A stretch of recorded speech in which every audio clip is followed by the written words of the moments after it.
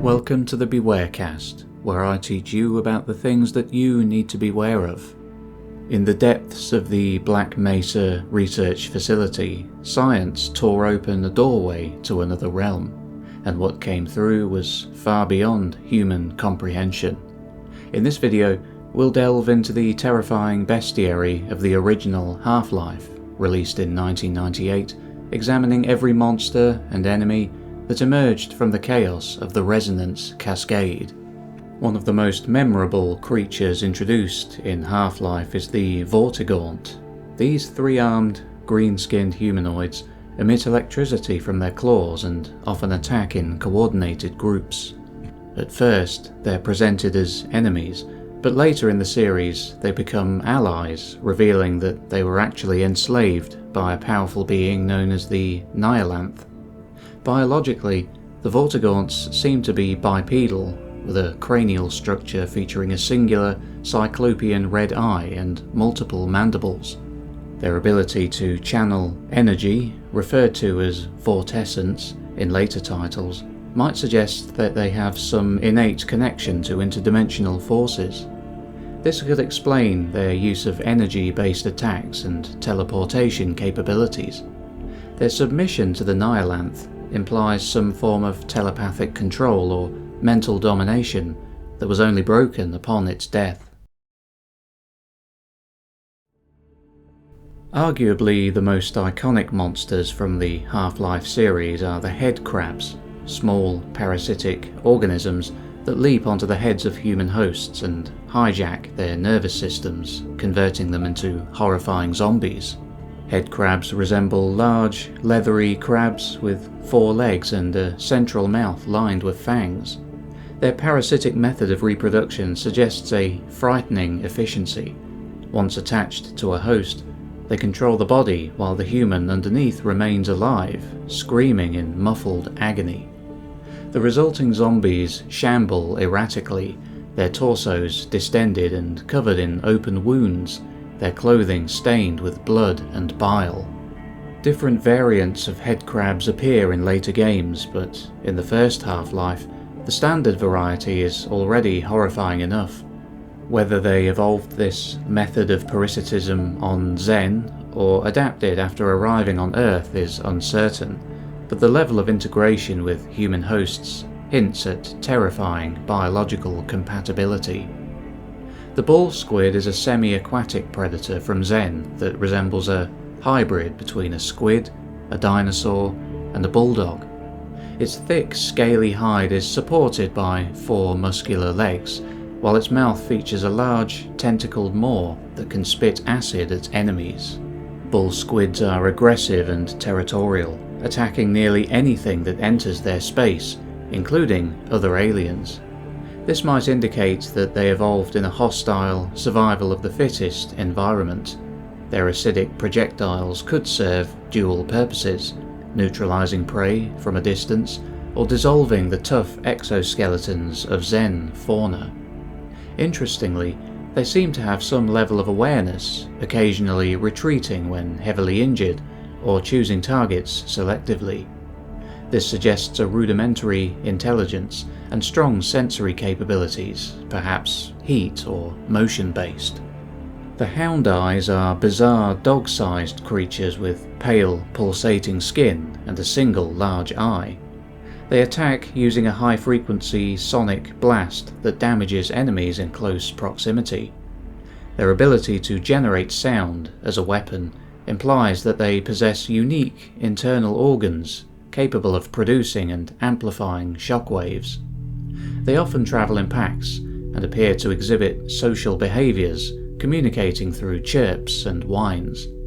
When threatened, they attack in unison, creating overlapping sonic bursts.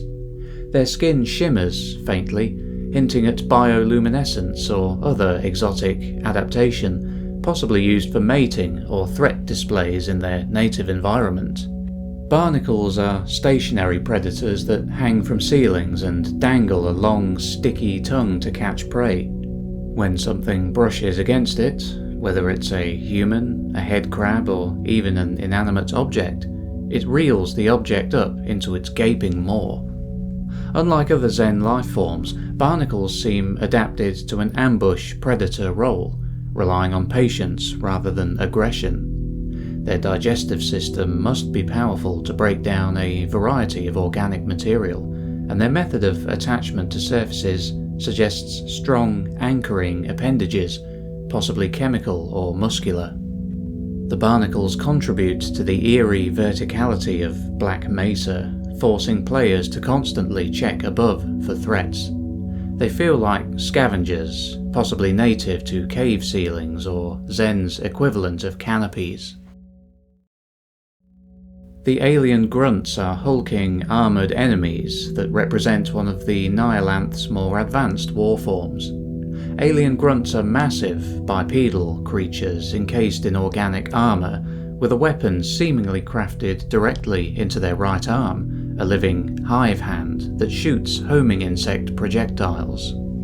The grunts appear to be bred or engineered specifically for combat. Their lack of independent behaviour, use of built-in weaponry, and extreme durability all point toward an artificial origin, possibly genetically modified organisms developed by the Nihilanth to serve as enforcers. While most of the Zen fauna seem adapted for natural survival, the alien grunts feel more like shock troops, muscle-bound brutes meant to overwhelm resistance. Whether they have any thoughts beyond combat is debatable, but they remain among the most fearsome enemies encountered in the game. The tentacle is a massive, blind alien creature from Zen that emerges from a deep silo pit in the Black Mesa research facility.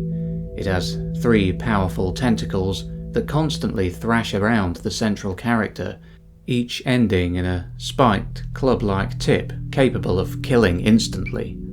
The tentacle cannot see, but it has extremely sensitive hearing. It detects vibrations and sound, meaning that even walking too close can draw its attention and provoke a deadly strike. Players must move quietly or use distractions to sneak around it. Its full body is never seen, but the tentacles are thick, muscular, and covered in chitinous plating.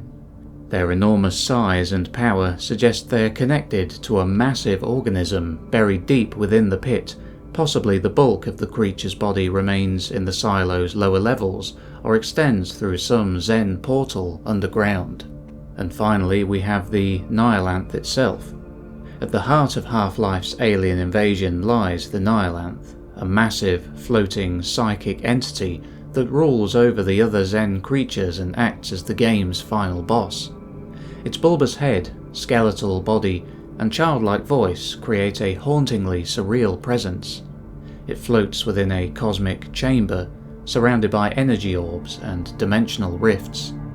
The Nihilanth wields powerful psychic attacks and teleportation abilities. It seems to have imprisoned the Vortigaunts and possibly other Zen creatures, bending them to its will through mental domination. Its dialogue, murmuring phrases like "the last" and "you are man, he is not man," suggests loneliness and desperation. Its massive cranium might house a vast brain capable of interdimensional perception or manipulation. Killing the Nihilanth not only ends the invasion, but also frees the enslaved Vortigaunts, setting up future events in Half-Life 2. The monsters of Half-Life are more than just video game enemies. They're part of a deeply immersive world filled with biological oddities, psychological terror, and existential mystery. Each creature, from the humble headcrab to the mighty Nihilanth, tells a story of a universe filled with alien evolution and conflict. Whether they're scavengers, soldiers, or slaves, they all contribute to the nightmarish ecology of the Black Mesa disaster. And even now, decades later, they remain some of the most iconic monsters in gaming history.